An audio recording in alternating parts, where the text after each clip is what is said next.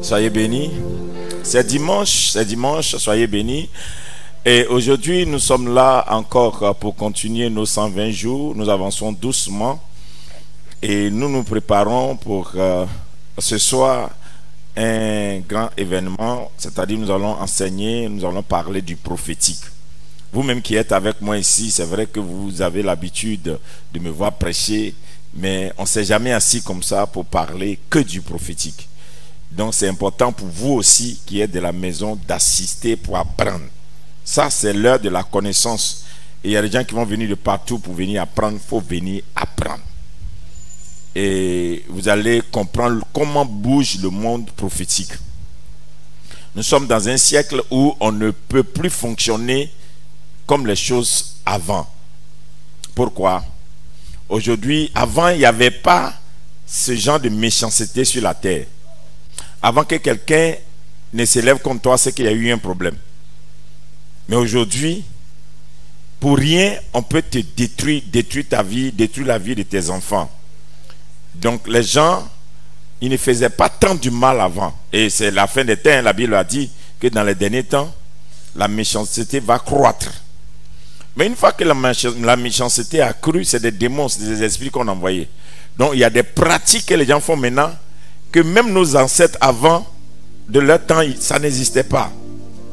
Avant que quelqu'un ne s'élève aujourd'hui pour aller prendre un mouton et l'égorger et invoquer le nom de quelqu'un, mettre dans le mouton, découper le mouton, prendre tous les problèmes, mettre dans le ventre du mouton, recoudre le mouton et l'enterrer.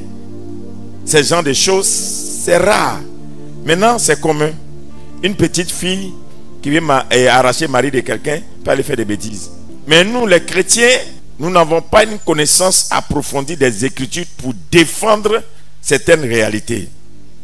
Donc les gens font des pratiques contre toi et à la fin tu succombes. Et tout à l'heure j'écoutais un chant parce que je me suis réveillé aujourd'hui avec vraiment l'environnement, je ne sais pas pourquoi, mais c'est ce qui est venu dans mon... Bon, voilà.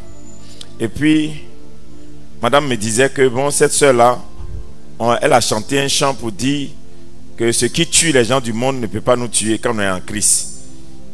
Et ils l'ont tué, les gens l'ont tué. Il paraît qu'on l'a empoisonné. Il paraît que ce chant a mené Léontine quelque chose, une femme bonne. Ils l'ont tué. Pourquoi? Parce que pour eux, pour rien comme ça. Donc tu chantes comme ça, tu vas voir. Est-ce que chanter, elle a provoqué quelqu'un? Elle n'a adoré que son Dieu.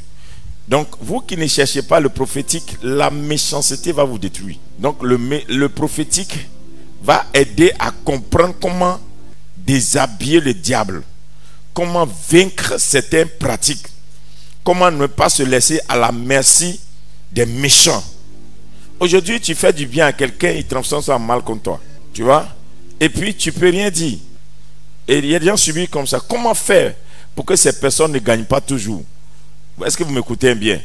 Il est important pour nous. Aujourd'hui, tu donnes l'argent à quelqu'un, la personne prend l'argent pour aller travailler contre toi. Pourtant, on t'a demandé, ou passer dans les rues des fois, quelqu'un te demande 1000 francs. En temps, il y a une autre personne qui attend la 1000 francs que tu as donné à l'enfant. Pensant que c'est un enfant à problème, il y a quelqu'un qui ramasse l'enfant pour aller donner à des praticiens quelque part la nuit et on les paye. Il y a des gens, par exemple, ils récoltent vos monnaies là. Ils s'en vont verser quelque part, on lui vend 50 000 par jour, bien 100 000. Ce n'est pas la quantité de monnaie, c'est qui a donné la monnaie qui est intéressant. Et des fois, on vous dépouille comme ça, pour rien. Regardez aujourd'hui, une fille, j'ai regardé sur Internet, des fois, il y a une jeune fille de 18 ans qui a été draguée par un jeune, ils l'ont emmenée pour aller la découper. Ils sont allés la découper. Mais si Jésus n'est pas là, tu ne connais pas certaines choses, tu vas avoir des problèmes. Donc tu vois, il est important pour vous d'apprendre à maîtriser le prophétique. Le prophétique va vous aider à vaincre le diable. Amen. Que le Seigneur te bénisse. Alors, on a dit que tous nos dimanches, nous allons réserver ça à la puissance économique. Comment est-ce que des fois, nous devons engager Dieu dans notre vie prospère? Parce que nous ne pouvons plus marcher en Dieu, en Jésus, et demeurer dans une misère qui ne dit pas son nom. Maintenant, moi je vais vous parler de mon témoignage. Et ma prédication de ce matin est reposée sur à tes résolutions, ou bien non, bon, oui, mais le thème c'est à vos résolutions, Dieu répondra. À vos résolutions, Dieu répondra. Alléluia. J'étais dans une situation calamiteuse. J'étais dans une situation difficile et je ne comprenais pas. On dit délivrance, je suis passé. On dit jeûne, je suis passé. Quand des prières, ça seulement là, non seulement j'étais pas gros, jeûne là, je mangeais ça, on dirait chose. Je mange, je jeûne, je prie et je ne comprenais pas. Et j'ai vu comment le diable a détruit certains de mes frères. C'était tragique. J'ai vu la mort de certains de mes frères d'une manière bizarre que je n'ai pas compris. Donc, je me suis dit, mais donc, je vais rester là. Et la manière le diable a zigouillé mes frères va venir nous zigouiller aussi. Et je voyais que c'était compliqué. Même quand tu viens à l'église, quand on parle de Jésus, les gens prêchent, toi, tu es assis, tu regardes, tu te demandes. On dirait que c'est pour eux. Hein. Ce qu'on dit là, c'est pas pour toi aussi. Et j'ai commencé à servir le Seigneur avec beaucoup de zèle. Quand Dieu m'a appelé, j'ai mis tout mon zèle dans l'évangile. Mais il y avait beaucoup d'humiliation parce que je me suis rendu compte dans le milieu aussi des pasteurs, quand tu n'as rien, tu n'es rien. Beaucoup de mépris. Papa Gueye qui est là, il assistait à une des séances où il m'a amené voir un pasteur en son temps qui avait un grand ministère ici. Le pasteur m'a chassé du bureau. Il dit, toi Dieu t'a pas appelé, va à l'école. Et tout ça là prenait mon cœur, je me demandais, mais quel est mon problème? Donc je vais dans la présence de Dieu pour questionner le Seigneur. Et le Seigneur me dit, je suis un Dieu du serment. Je suis le Dieu du serment. Il y a certaines situations que tu ne peux pas régler en priant. Tu dois régler ça en parlant avec Dieu. Et il m'a conduit dans les principes de la dîme. Quand il m'a conduit, bon, j'ai lu, mais j'ai dit, mais moi je n'ai rien, j'ai payé dîme. Comment? Quelqu'un me donne dans le marché. On parlait de dîme avec lui. Je ne gagne pas pour manger.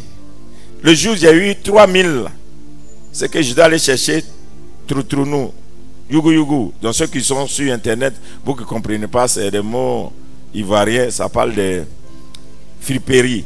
Et là, Dieu me dit, il y a deux formes de contrat avec lui. Il y a le contrat que lui, Dieu, il prend avec les hommes. Moi, il a pris premièrement avec moi. Quand Dieu m'a appelé, il m'a dit, tu ne travailleras jamais pour l'homme. Je suis ton employeur. C'est moi qui l'ai entendu. Toi, tu ne l'as pas entendu. Donc, il ne faut pas juger ça.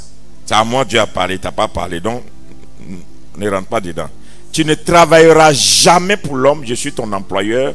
Et tu ne demanderas jamais à l'homme de s'occuper de toi, car je veillerai sur toi et ta maison, tes enfants, ta progéniture, et l'autel te nourrira.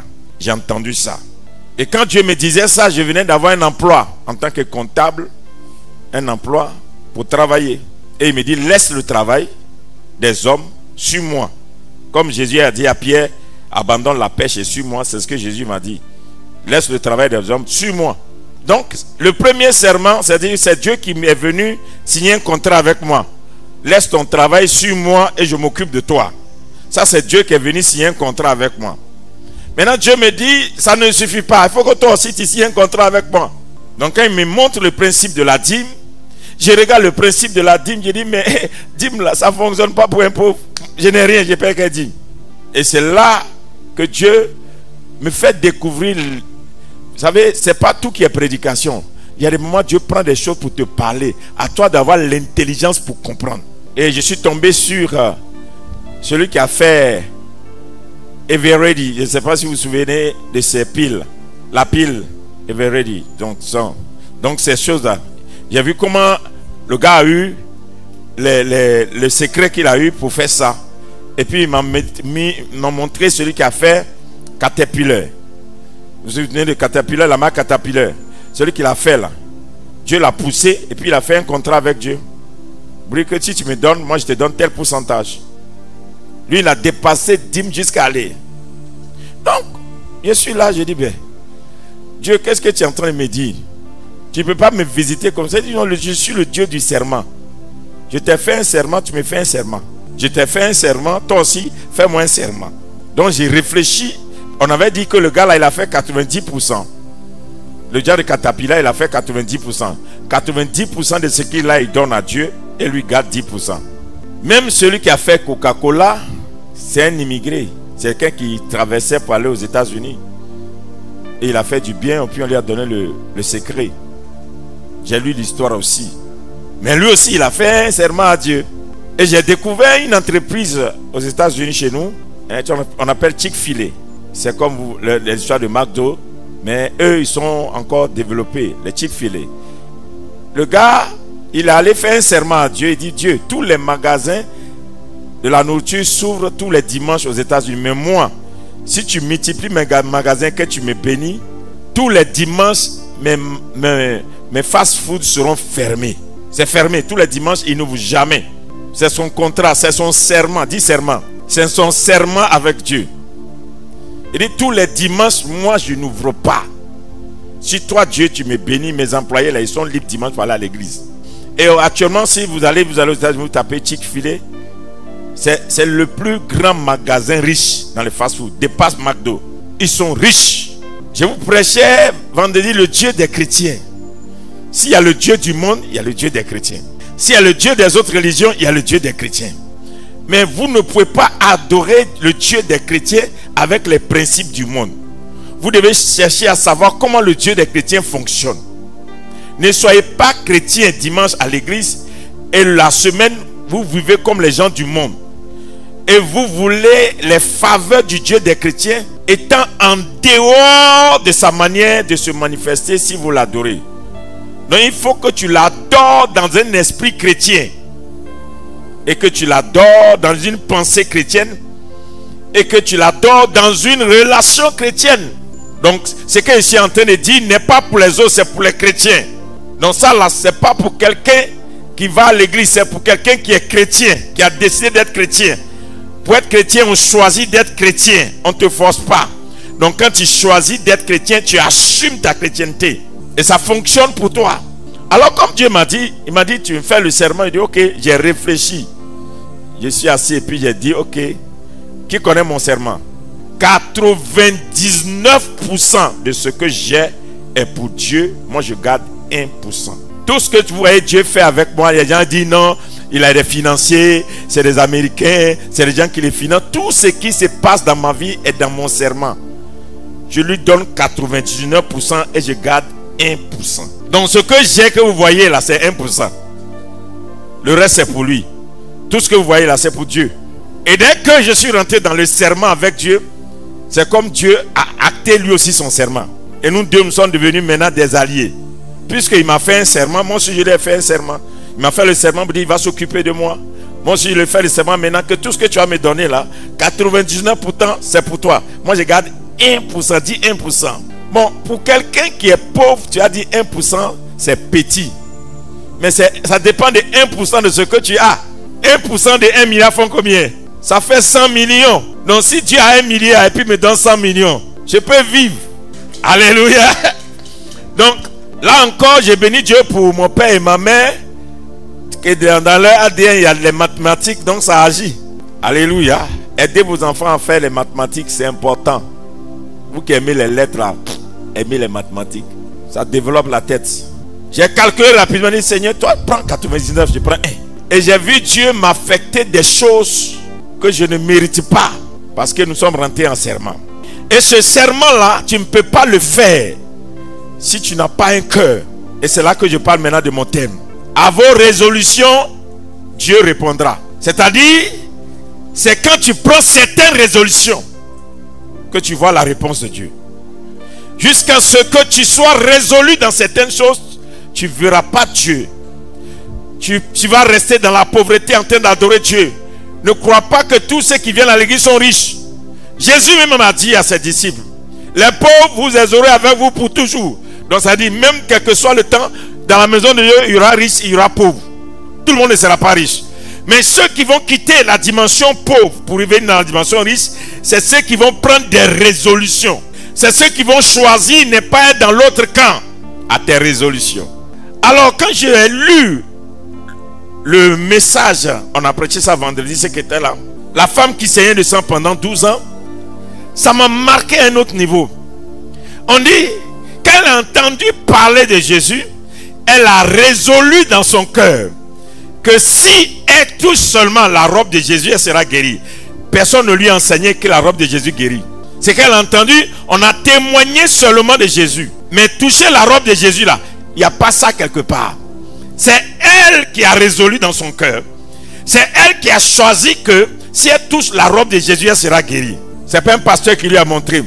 Donc la résolution vient du fait qu'elle a entendu parler des gens qui disent que celui a fait ça, il fait ça, il fait. Si celui dont on parle fait ça, si moi je fais ça, je peux avoir. Donc comprends que dans ta vie, tu peux avoir des problèmes toutes les années. Pendant des années, jusqu'à ce que un matin tu prennes des résolutions avec Dieu. Moi, je veux voir Dieu dans tel compartiment de ma vie. Et je veux voir Dieu comme ça. Laisse-moi te dire, la couleur que tu donnes à Dieu, c'est elle que tu vois.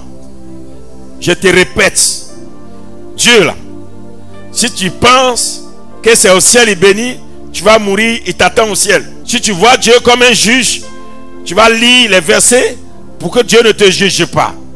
Si tu penses que Dieu est un père, tu vas faire bébé gâté, il va s'occuper de toi. Si tu vois Dieu comme, je ne sais pas quoi encore, une autorité qui condamne et qui jette en prison, tu commets un péché, tu vas en prison. Mais si tu vois un Dieu comme un Dieu miséricordieux, il te fera miséricorde. Donc tout demande comment toi tu vois Dieu. Alléluia. Donc moi j'ai entendu ma mère me dire un jour, ton père ne t'a pas laissé d'héritage, ta mère ne t'a pas laissé d'héritage, tu vas manger chaud. Bon, j'ai gardé ça. Et un jour je lis ma Bible et ma Bible me dit, dès que je deviens chrétien, je suis co-héritier avec Christ. Donc mon père ne m'a pas laissé d'héritage, ma mère ne m'a pas laissé d'héritage, mais en Christ j'ai un héritage. Donc ce que je ne trouve pas chez mon père, je peux trouver en Jésus. Je m'accroche. Est-ce que quelqu'un me surprend? Je m'accroche. Il y a quelqu'un, je m'accroche. Ce que tu es venu chercher dans la maison de Dieu, c'est ce que tu vas trouver. Il y a des gens qui sont venus à l'église, c'est là encore. Ils sont dans Kwakwatoya, ils sont dans les affaires amitié, club de famille, club et clan d'ethnie, relations, comme on vient du même endroit. Ici là, c'est le royaume de Dieu. Il n'y a pas d'ethnie ici. Parce que qu'est-ce que tu es venu chercher? Tu es venu chercher quoi? Alléluia. Il y a des gens qui sont venus à l'église pour chercher un mari. Donc tous les sujets, mariage. Matin, mariage. Délivrance, mariage. Action de grâce, mariage. Offrande, mariage. Dîme, mariage. Ça aussi, ils vont trouver pour eux. Oui, il y en a pour tout le monde. Quand tu vas à l'hôpital, il y a toutes les directions. Il y a ceux qui sont lépreux, il y a ceux qui ont mal au ventre, il y a ceux qui ont des problèmes de temps. Chacun va dans sa direction. Donc quand tu viens dans la maison de Dieu, on prêche, tu prends pour toi. Mais comment est-ce que Dieu peut te prendre de rien? Il marche avec toi et puis tu ne sais pas. Tu ne te souviens pas de où tu étais hier. Et dès que tu montes un peu, tu t'oublies. Tu n'es pas résolu dans ta vie parce que tu as l'impression que même si Dieu n'agissait pas, ça allait finir par être comme ça. Il faut retourner un peu en arrière. Et regarde un peu en arrière, tu vas te rendre compte. Rien ne pouvait ne montrer que tu allais être là. Donc du coup, tu n'es pas résolu dans ta marche avec Dieu parce que pour toi, tu as oublié hier. Tu as oublié ta galère. Tu as oublié tes pleurs. Tu as oublié tes peines. Tu as oublié tes douleurs. Tu as oublié quand tu manquais de tout. Tu as oublié quand tu t'enfermais pour savoir est-ce que Dieu existait. Tu as oublié que même des fois, les gens qui te font du bien hier, là, ils étaient prêts à te faire du mal. C'est Dieu qui a changé leur cœur. Quand tu oublies, alors tu ne comprends pas qu'il y a l'autre côté où Dieu t'attend. Il y a le côté où Dieu a fait, mais il y a le côté où Dieu t'attend. Le côté où Dieu t'attend, c'est ta résolution. À tes résolutions, Dieu répondra. Et cette femme, elle n'a pas duré à l'église. Elle a entendu seulement parler de Jésus, elle a résolu dans son cœur que moi, le Jésus dont il parle, si je l'attrape comme ça, en tout cas, je pense que ça va marcher pour moi. Amen. Hein? Il n'y a pas un homme, une femme, il n'y a pas une personne sur la terre qui s'approche de Jésus de la bonne manière et sa vie reste pareille. Non, je n'ai pas vu quelqu'un qui est passé par Jésus et puis sa vie est restée stagnante. Ça n'existe pas. Ça veut dire que jusqu'alors tu n'es pas encore arrivé à lui. Tes résolutions. Et les résolutions que j'ai prises avec le Seigneur a fait que, Quand quelqu'un me dit c'est moi qui t'ai fait, je maudis la personne. C'est à cause de moi, l'œuvre est en train de prospérer, tu es maudit. C'est à cause de moi, c'est moi qui fais que l'œuvre avance, tu es maudit. Parce que c'est parce que Dieu a fait alliance. Il dit, ou bien, si tu es là, c'est parce que l'alliance marche. Oh. Écoutez bien. Regardez comment ça fonctionne. Alléluia. Pasteur Bébou, toi et moi, notre rencontre là, c'est pas toi qui l'as organisée. C'est ma rencontre avec Dieu. C'est notre conversation qui t'a attiré. Tu es le produit, tu es le résultat de notre alliance. Le fait que j'ai dit à Dieu que je vais lui donner 99% de ce que j'ai, puis je vais garder 1. Et que Dieu m'a dit qu'il va s'occuper de moi. Si j'abandonne tout pour lui, toi il t'amène pour que tu profites de l'alliance dans laquelle je suis. C'est pourquoi beaucoup parmi vous là, vous n'avez rien quand vous venez. Et puis Dieu vous élève. Voilà, beaucoup parmi vous, vous étiez comme ça, avec des problèmes. Un jour j'étais assis, je dis Seigneur, pourquoi tu m'envoies que des bras cassés? Un jour j'ai menacé l'apôtre, j'ai dit petit, arrête de m'envoyer des gens en problème. Il dit papa, tu as une onction pour ça. Tu es le seul qui peut prendre des gens sur qui on ne compte pas. Et puis Dieu peut les positionner. C'est pourquoi on te connaît pour ça. Ça ne marche qu'avec toi. Donc allons-y. Donc comprends que ce qui se passe dans ta vie, si aujourd'hui ta famille ne vit pas de ta relation avec Dieu, tes frères ne vivent pas de ta relation avec Dieu, tes enfants ne vivent pas de ta relation avec Dieu, c'est que jusqu'aujourd'hui, il y a un côté que tu n'as pas encore signé. Dieu t'a parlé, il t'a fait une promesse. Mais l'autre côté là, il n'y a pas de promesse. Qu'est-ce que Dieu lui gagne dans votre relation? Même monsieur, madame, il y a engagement. On te fait des promesses. Ou bien, c'est pas ça le mariage? Mais comment toi tu es en alliance avec un Dieu et puis il n'y a pas de promesse de ta part? Donc c'est lui seul qui est fidèle, toi tu n'es jamais fidèle. C'est lui seul qui doit faire, toi tu ne veux rien faire. Et donc finalement, tu es un chrétien qui n'est pas béni. Tu es un chrétien qui n'est pas prospère. Parce que tu ne penses qu'à toi. Tu ne penses pas à l'autre côté. Qu'est-ce que l'autre gagne si on marche ensemble? Que l'onction du serment vienne sur toi ce matin. Et que tu deviennes un homme, une femme de serment. Qui prend des résolutions. Dis résolution. Dieu est capable de te rendre tellement riche. Mais seulement, il te faut une résolution. Job 22, verset 28. Oui. Job 22. Oui. Le verset 28. Verset 28. À tes résolutions. À tes résolutions. Répondra le succès. Répondra quoi? Le succès. Le succès. Le succès répond aux hommes résolus. Asseyez-vous. Ce sont les hommes résolus qui arrivent dans la dimension du succès. Tu es un chrétien sans succès parce que tu n'es pas résolu. Tu n'es pas un chrétien résolu. Tu n'es pas une personne qui prend de bonnes résolutions. Jusqu'aujourd'hui, il n'y a pas de résolution entre toi et Dieu. Alléluia. Qu'est-ce qu'on appelle un homme résolu? Un homme résolu, c'est un homme brave, un homme hardi, un homme déterminé, qui ne craint aucun péril et qui est capable de tout entreprendre. C'est un homme résolu. Que signifie être résolu? Être résolu, c'est être déterminé, être fermement décidé. Alléluia. Fermement décidé devant une adversité. Devant une adversité, fermement décidé. Qu'est-ce qu'une résolution? Une résolution, c'est appliqué à la vie chrétienne. Une résolution, selon la Bible, c'est appliqué à la vie chrétienne. Alléluia. Ça s'applique à la vie chrétienne. Une résolution chrétienne, c'est s'accrocher à une vérité ou à une pratique lorsque des gens vous intimident, essayant d'ébranler votre position. C'est une résolution. C'est-à-dire que quand on dit tu es résolu, ça veut dire que selon la Bible, toi tu crois que quelque chose est juste et puis on essaie de te faire croire que non, c'est impossible. Dieu te dit quelque chose et puis quelqu'un te dit que non, tu es trop petit, c'est impossible. Et tu es résolu de dire non, ça là, je suis déterminé. Maintenant, cette détermination là, c'est en Dieu. Il faut que tu sois courageux. Vous ne pouvez pas avoir du succès s'il n'y a pas de courage en vous. Il y a des actions que vous prenez, vous ne les prenez pas parce que c'est bon. Vous les prenez parce que vous risquez avec Dieu. Il y a des moments où il faut prendre des risques avec Dieu. Il faut oser risquer en Dieu. Et si vous ne risquez pas, vous n'allez pas avancer. Maintenant, Vous qui êtes chrétiens, demandez aux gens du monde. Les gens du monde disent, le monde des affaires, c'est le monde des risques. Pas du risque, mais des risques. Demandez à tout homme d'affaires. Il sait qu'en partant, il peut tout perdre, comme il peut tout gagner. Il investit dans une affaire, l'affaire peut collapse, comment on dit ça? Faire faillite. L'affaire peut faire faillite. Mais il est déterminé, il dit, moi je vais devenir un homme d'affaires prospère. Et il prend la résolution, il prend le risque de s'engager dedans.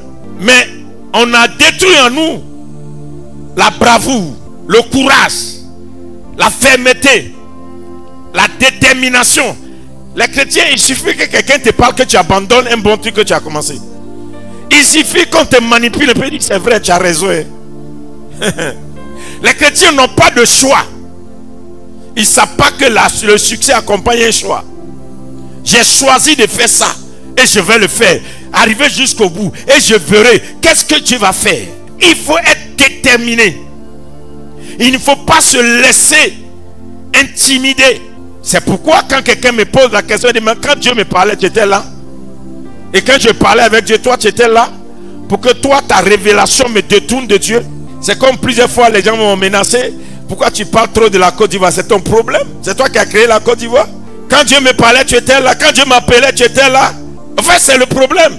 Toi, tu abandonnes vite parce que on me fatigue. Ils vont t'intimider. Mais résolu, c'est quoi? C'est toi de savoir ce que tu veux. Et je vais y arriver. Dis à quelqu'un, je vais y arriver. Si vous avez peur de l'opposition, ne venez plus à l'église. Être chrétien, c'est accepter le combat. Il ne faut pas se laisser vaincre. C'est pourquoi la Bible dit, l'esprit que vous avez reçu, ce n'est pas un esprit de timidité, mais c'est un esprit de force. Et de quoi? Et d'audace. Donc, le Saint-Esprit vient sur nous pour nous donner la force de croire en quelque chose. Donc, oh, toi, Dieu dit, je serai président. Non, je serai président.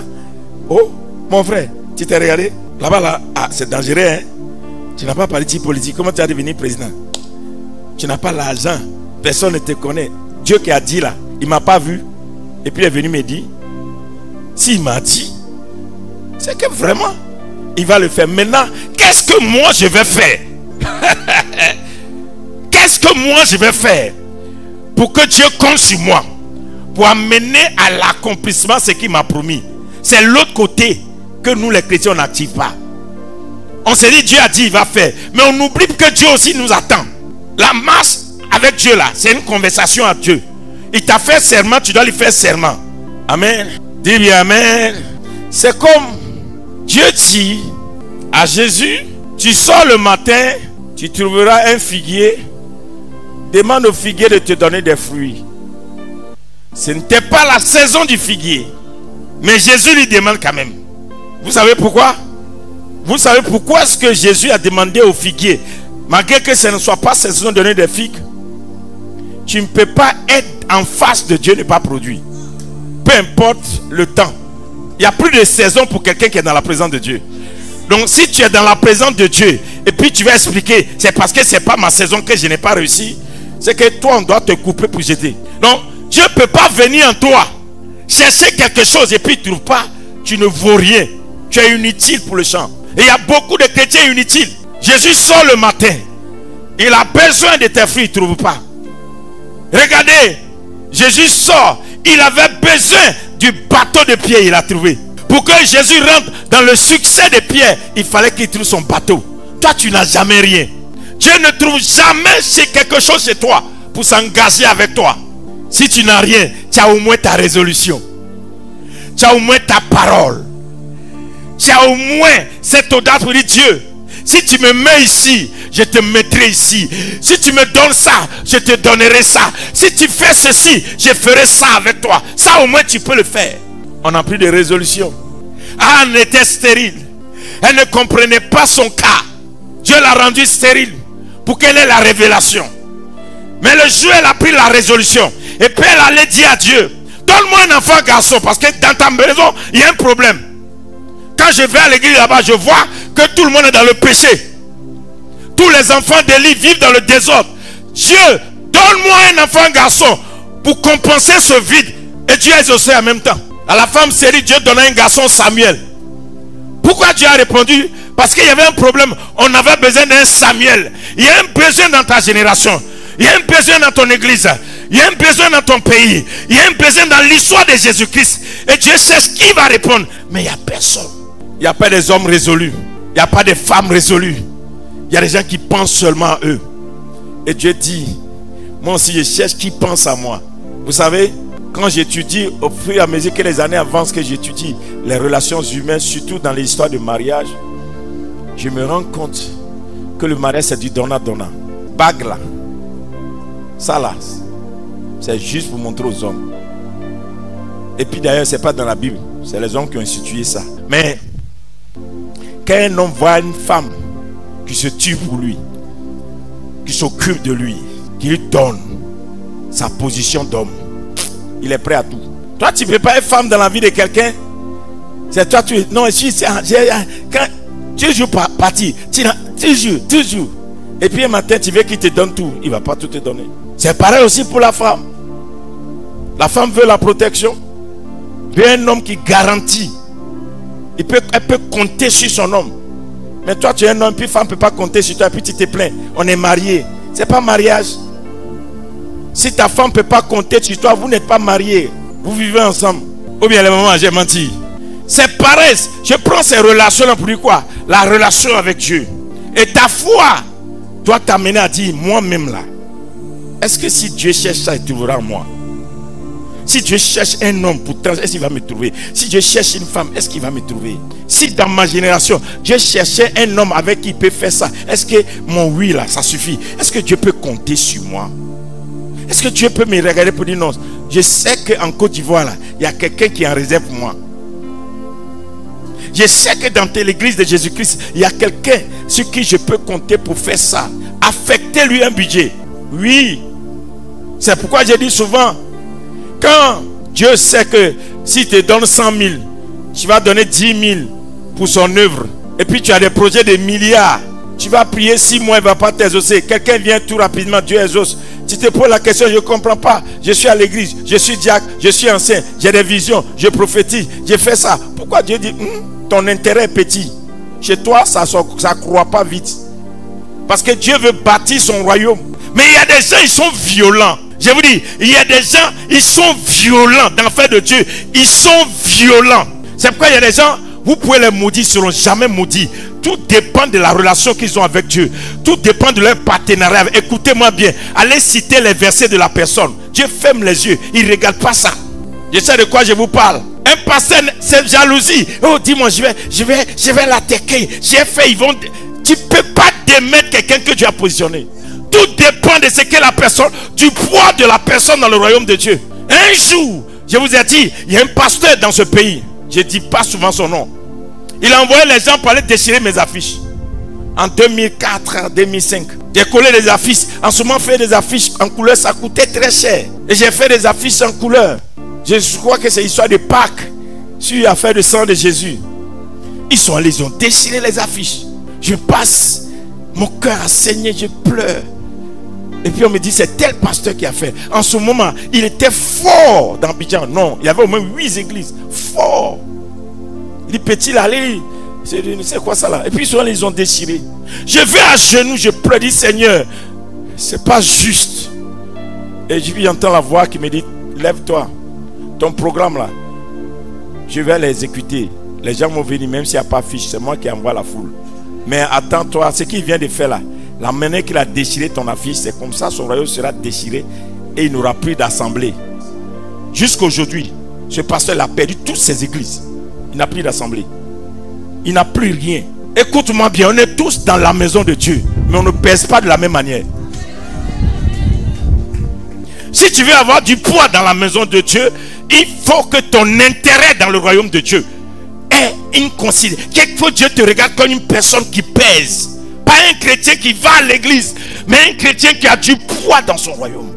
Nous ne sommes pas résolus. Nous ne sommes pas résolus. Alléluia. Alléluia. Tu comprends un peu? Quelqu'un va s'asseoir quelque part maintenant et dire, ben Dieu, là, on est fatigué de lui. Mais quand toute la Côte d'Ivoire me suitait, tu étais où? Je ne peux pas utiliser mon ministère pour donner la joie à la Côte d'Ivoire. Et puis quelqu'un va dire, je vais le maudire. Tu as sorti où? Le risque que tu prends. Le risque que tu prends pour le royaume de Dieu détermine ce que tu vaux pour Dieu. Il y a des moments où il faut risquer au nom de Dieu.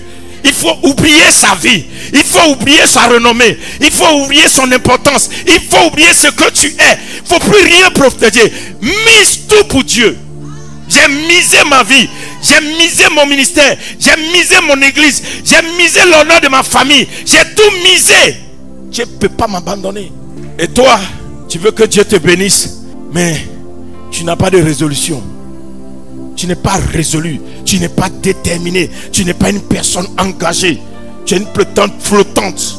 C'est quand ça t'arrange que tu es là. Quand ça ne t'arrange pas, tu n'es pas là. Tu ne te poses pas la question. Même si ça ne m'arrange pas, est-ce que ça arrange Dieu? Moi, il y a des gens, je ne les touche pas parce qu'ils ont les mauvais caractères. Et puis, je ne suis pas quelqu'un qu'on pistonne pour chasser les gens. Fais la béni de Dieu. On ne me manipule pas. Je te regarde. Et puis, ces gens qui font ça, tu fais pitié.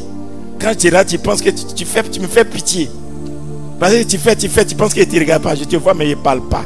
Parce que si Dieu pouvait parler de tout ce qu'on fait, ça va aller répandre en prime toute la terre. Donc Dieu ne parle pas, il nous regarde. Et puis il choisit, il chante. Quand le diable a provoqué Dieu, Dieu n'est pas descendu de son trône. Quand le diable a provoqué Dieu, Dieu est resté sur son trône. Et puis il prend une décision. Une autorité ne parle pas, il prend une décision. On ne discute pas certaines choses, tu prends une décision. Puis tu restes sur ta décision. C'est ce qu'on appelle l'autorité. Autorité qui bavarde trop. Tu es rentré dans les... L'autre a dit ça, il faut m'expliquer. Quoi? Venir t'expliquer, quand Dieu m'appelait, tu étais là. Résolution. Tu dois avoir du poids. Et savoir où tu vas, avec qui tu vas, qui Dieu t'a affecté, pourquoi Dieu veut le faire. Et sois sûr que Dieu va le terminer. Est-ce que tu es résolu? Ce matin, le culte que nous faisons, c'est pour t'amener à aller parler à ton Dieu. Regarde ta vie. J'entendais une de mes filles hier qui me disait, papa, quand je te regarde, je crois que je dois tout laisser pour servir Dieu. Je dis, comment ça dit, papa? Ton affaire est trop grave. On ne sait pas comment tu fais. Nous, on est avec toi. Mais on voit quand même Dieu agir. Si Dieu bénit comme ça, c'est pas mieux d'aller le servir que d'aller servir les hommes. J'ai dit, bonne arrivée, ma fille. Vous savez, c'est un honneur que Dieu t'a choisi. C'est pas toi qui honore Dieu.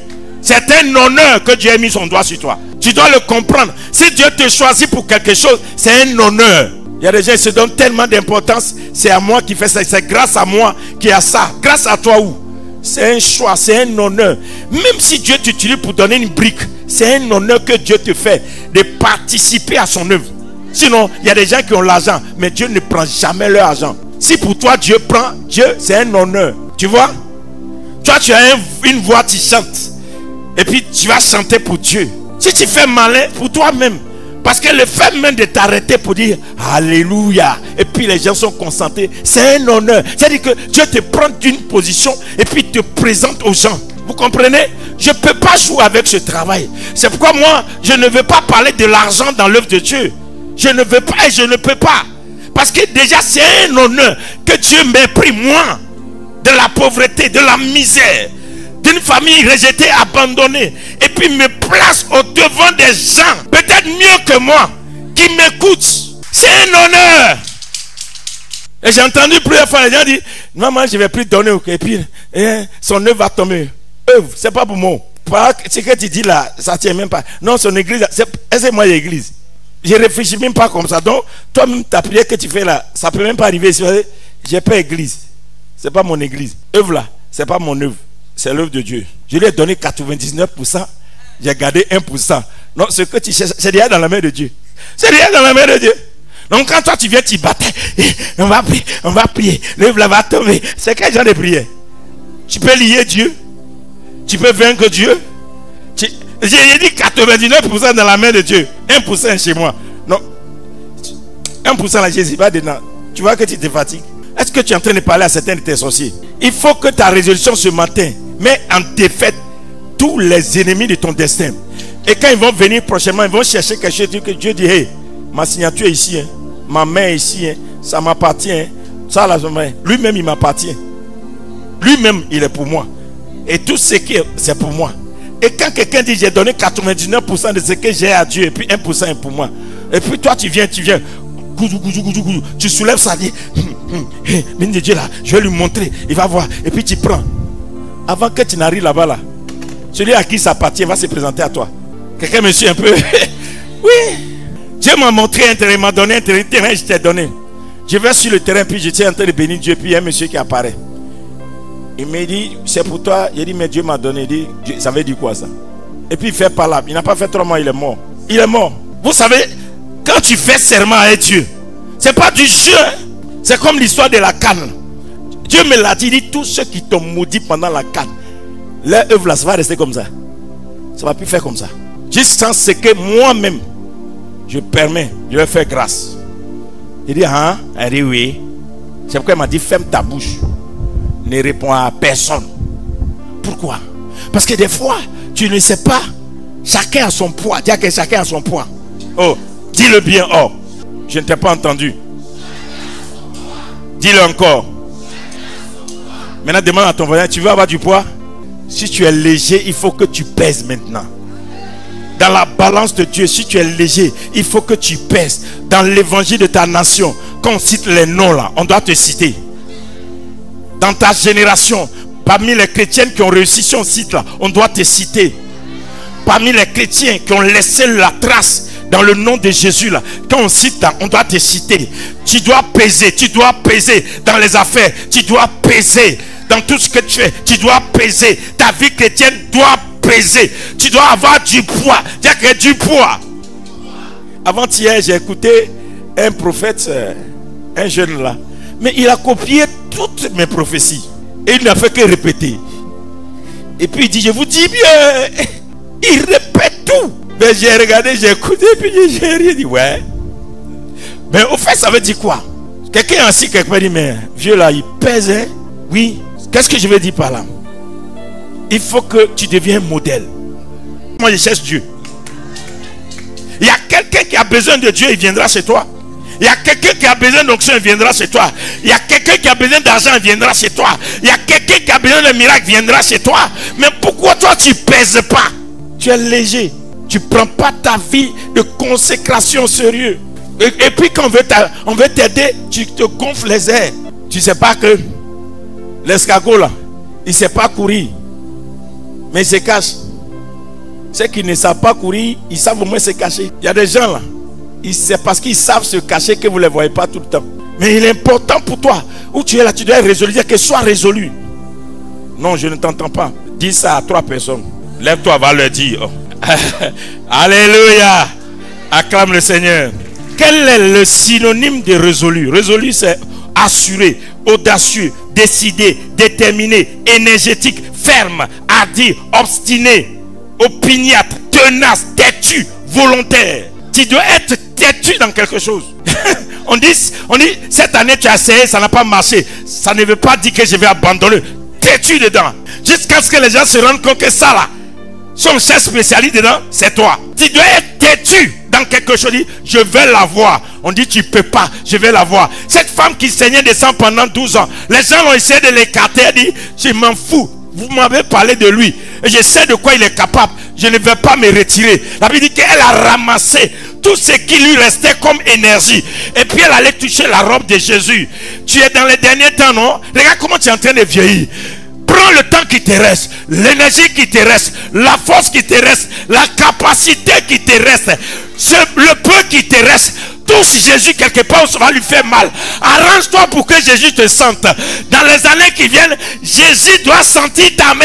Oh, est-ce que j'ai prêché à quelqu'un même? J'ai dit, Jésus va sentir ta main. Tout le monde était autour de Jésus, mais personne n'a pu prendre une force en lui. Même les disciples de Jésus ne savaient pas que Jésus cachait une force. Eux, c'est enseignement seulement ils prenaient. Mais la force était dans la robe. Alléluia. J'ai dit que ce que les autres ont pris, laisse-le ça. Il y a quelque chose en Jésus que n'ont pas encore pris. Toi, tu peux prendre ça. Est-ce que je parle? Est-ce que je prophétise à quelqu'un? Ce qu'ils ont pris, il faut leur laisser ça. Mais il y a quelque chose d'autre en Jésus que personne n'a encore pris. Toi, tu peux aller chercher ça. Tu peux être la première personne à amener ça. Et le disciple était dit, hein? Car il y a force dans le vieux là. Et c'est la femme là qui est venue. Et puis il s'est sorti. Jésus dit, quelque chose est sorti de moi. Et est rentré en elle. Et puis à l'instant, elle a été guérie. Oh Seigneur, Seigneur, guéris-nous de la pauvreté. Il y a des actions quand tu finis de poser. Dieu force les gens à venir te donner. Oui, il y a des actions quand tu finis de poser. Tu n'as pas appel d'offre, mais on te cherche. Il y a des actions quand tu finis de poser. Le diable lui-même te donne contrat. Puisque le diable aussi est une propriété de Dieu. La Bible dit, la terre et tout ce qu'elle renferme appartiennent à Dieu. Et le diable a été précipité sur la terre. Donc si le diable est sur la terre, il est la propriété de Dieu. Donc Satan peut nous donner contrat. Oh, les enfants du diable, tellement Dieu t'a élevé, il court et puis jette les contrats à tes pieds. Puis, aïe, toi pour toi il est trop fort. Si tu dis amen, que ça arrive chez toi. Si tu dis amen, que ça arrive chez toi dans cette saison. Et que les ennemis de la foi viennent te jeter pour dire, toi là, on croit en toi. N'ayez pas peur de marcher avec Dieu à un autre niveau supérieur. Soyez audacieux. Soyez vivants en Jésus. Soyez vivants en Jésus. Soyez audacieux. Croyez que Jésus marque la différence. Jésus peut changer ton histoire. Alléluia. J'ai pris une résolution de rester serein. Dire que reste serein. Et vous savez, le défi, la résolution que je viens de prendre maintenant, j'ai pris ça hier. C'était déjà là. Mais là, je l'ai complété. Je l'ai harmonisé. J'ai dit à Dieu, s'il y a un pasteur qui va rendre témoignage un jour, qui ne fait pas d'appel de fonds, qui ne prêche pas pour demander, qui donne, vous faites des offrandes volontaires et des actions de grâce comme Dieu vous dit. Vous venez vous jeter vos offrandes dans le panier, dans l'anonymat.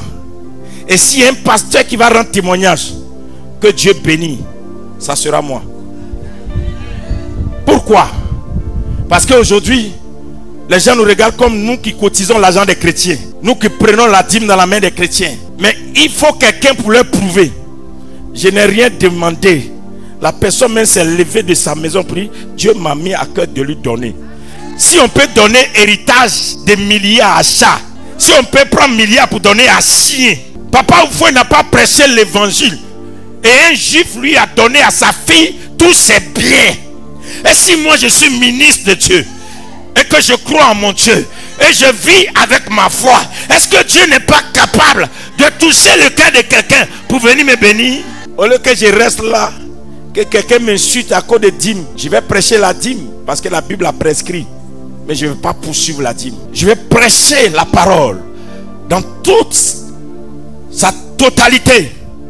Mais j'attendrai l'Éternel. J'ai arrondi ma résolution. J'ai dit à Dieu, je veux te voir là-bas. Un jour que je sois à l'église et que quelqu'un vienne garer pour dire, pasteur, comment on cherche tel pasteur? Oui, qu'est-ce qui se passe? Quelqu'un nous a envoyé. On dit, c'est quoi? C'est 4 voitures qui sont garées là, c'est pour lui. On dit, qui a envoyé? On dit, non, c'est pas la peine. Il n'a qu'à signer seulement. Qui a fait ça? Jésus est capable de faire ça.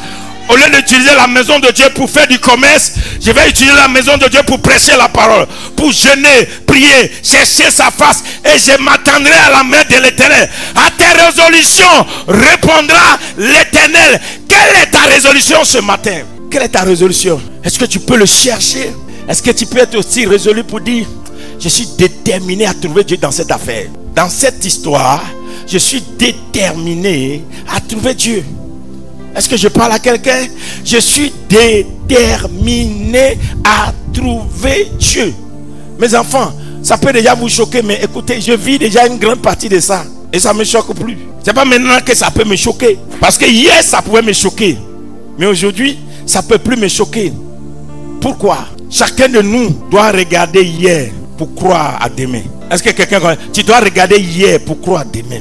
Si tu regardes où tu étais hier, et puis Dieu t'a mis ici aujourd'hui, demain ne doit plus t'intimider. Ce que Dieu a déjà fait est tellement grand que ce n'est pas ce qu'il va faire qui m'inquiète.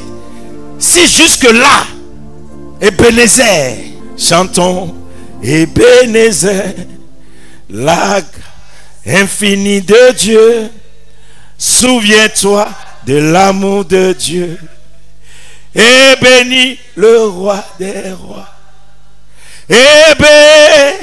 Ebenezer, la grâce infinie de Dieu, souviens-toi de l'amour de Dieu et bénis le roi des rois.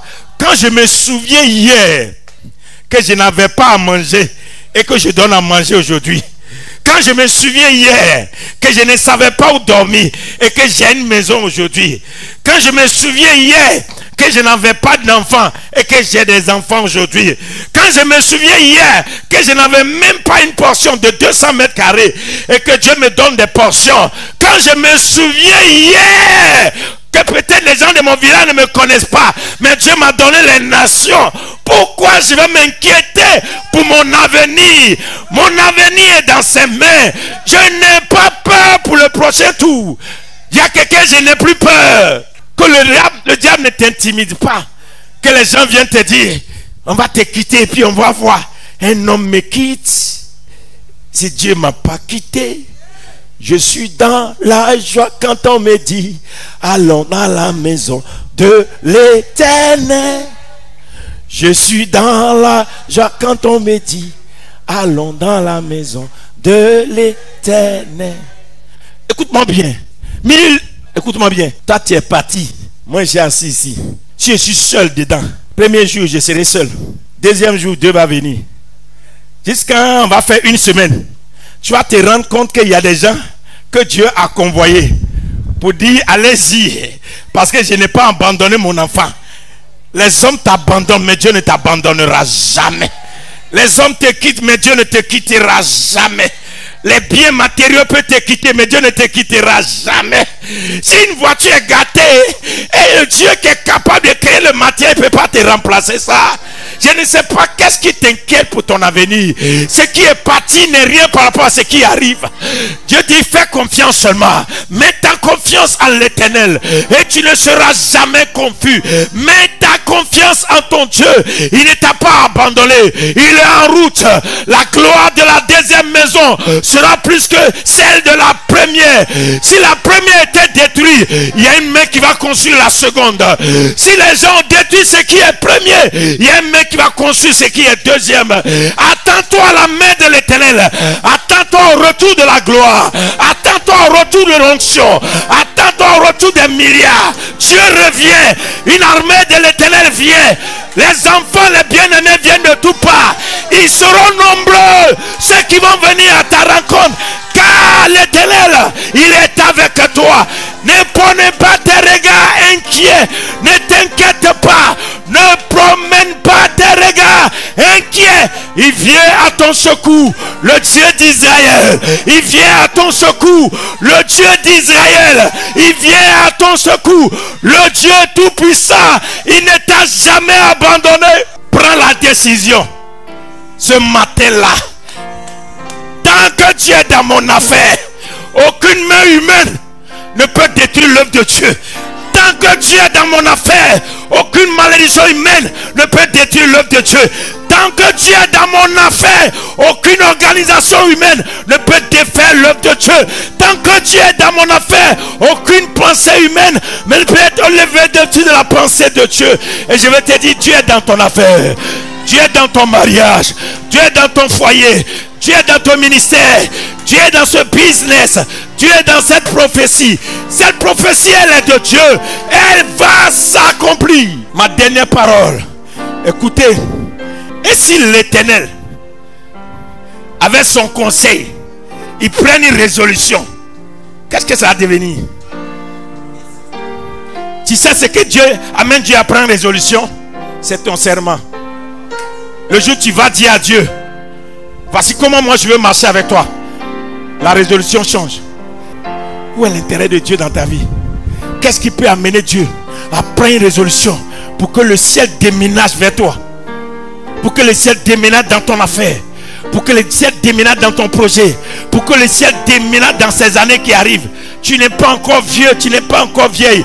10 ans, 3 ans, 5 ans suffisent pour la main de Dieu de reconstruire ce qui a été détruit en 30 ans. Oui, ça suffit. Dieu n'a pas besoin de beaucoup de temps. Il n'a pas besoin de beaucoup d'années. Il n'a pas besoin de beaucoup d'hommes. Il a besoin seulement que toi, tu viennes vers lui. Que tu fasses un serment. Mon papa, voici comment je vais marcher avec toi. Écoutez-moi bien. Moi, ma mère dit, je veux une maison. Elle pleurait. Maman pleurait, elle dit, je veux une maison. Elle dit, maman, tu veux une maison? Je n'avais rien. J'ai jeûné 3 jours. Je me suis mis à genoux. Maman, bénis-moi. Je vais construire une maison pour toi. et prie tous les matins. Elle m'a béni. Je suis revenu à Abidjan. J'ai commencé à travailler. Dieu a commencé à bénir l'œuvre de mes mains. J'ai bâti sa maison. Elle a dormi dedans. Elle m'a béni avant de partir. Et si c'est un homme qui fait ça, et Dieu, et si tu prends 3 jours de jeûne pour aller vers Dieu, dis Seigneur, bénis-moi. Voici ce qui va se passer dans ma génération. Ils sauront que Jésus existe. Vous savez, plus le monde se ferme dans l'histoire de Jésus, plus Jésus veut se glorifier. Oui. Plus le monde ne veut pas entendre Jésus, c'est là même l'occasion où Jésus veut favoriser les gens. Plus les gens disent on ne veut pas parler de l'église, c'est là que Jésus veut travailler. Plus les gens veulent faire des lois pour fermer l'église, c'est là que Jésus cherche des gens pour aider. Là où le péché abonde, la grâce surabonde. Et il y a une grâce dans cette nation, il y a une grâce dans cette génération, il y a une grâce qui est suspendue.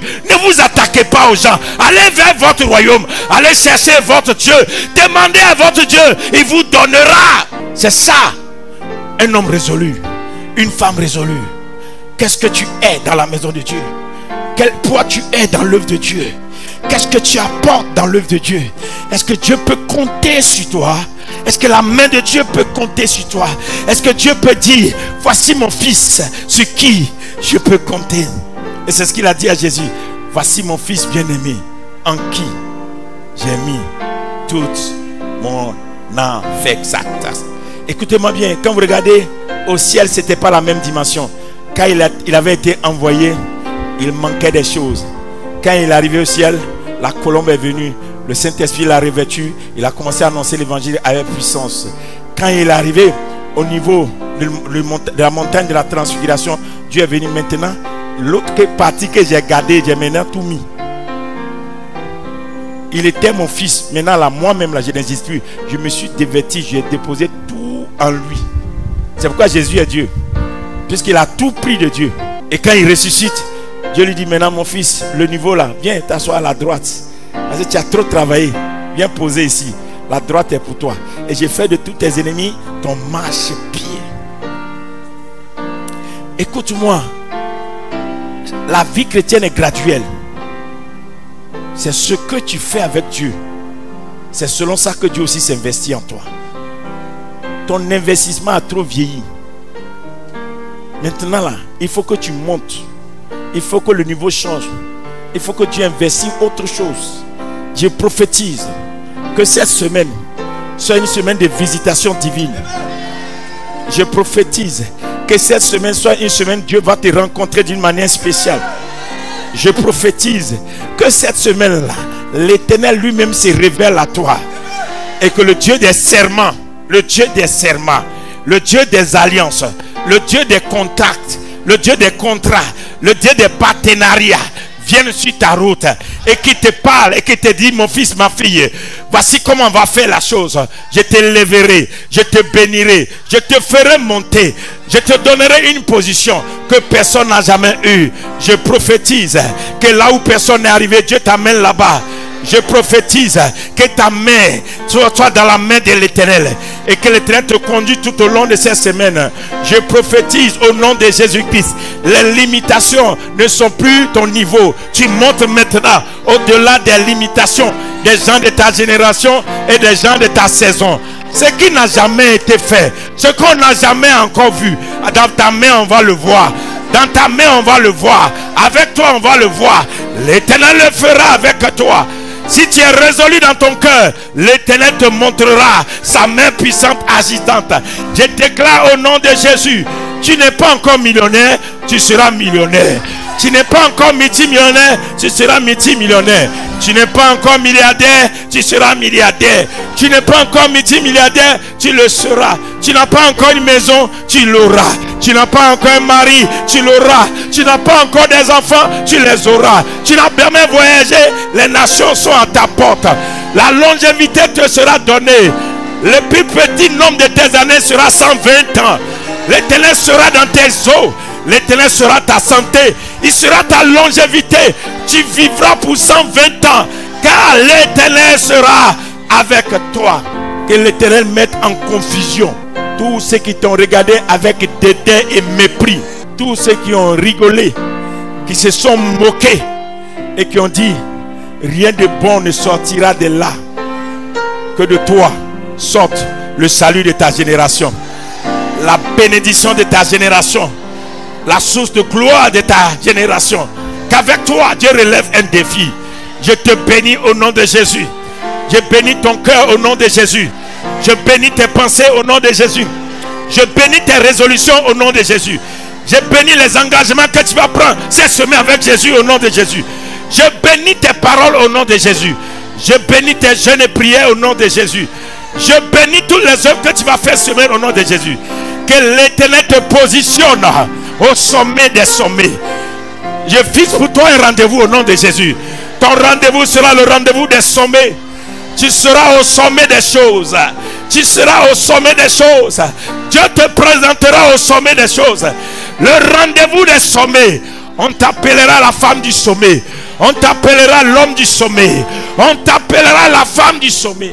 Là où ils t'ont déshabillé hier, avec cette parole qui a été prêchée ce matin, je déclare que le ciel t'habille. Le ciel t'habille. Le ciel t'habille. Le ciel t'habille.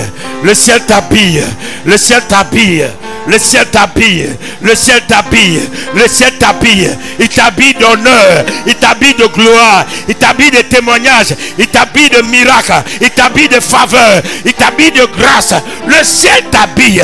Tu seras restauré. Ta maison sera restaurée. Ton travail sera restauré.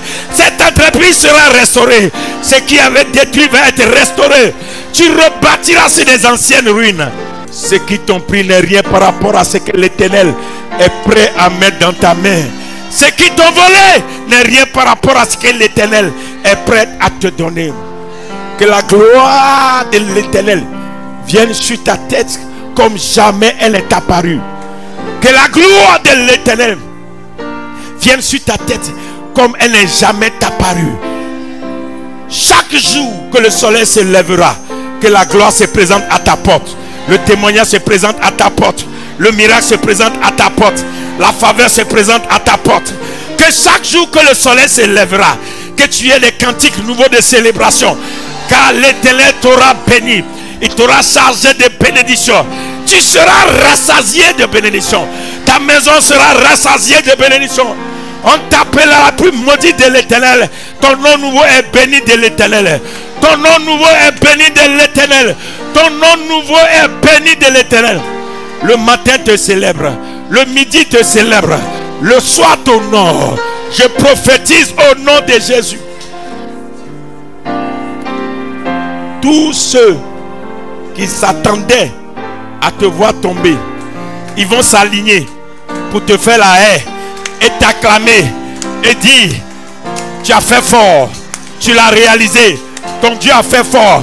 Je prophétise que tous ceux qui se sont assemblés et qui ont dit qu'ils vont te voir tomber, ils vont s'aligner pour t'acclamer, pour dire: cette fois-ci là, c'est très fort. Où Dieu t'a amené est très fort. Là seulement c'est Dieu qui l'a fait. La gloire de l'Éternel va luire sur ta face.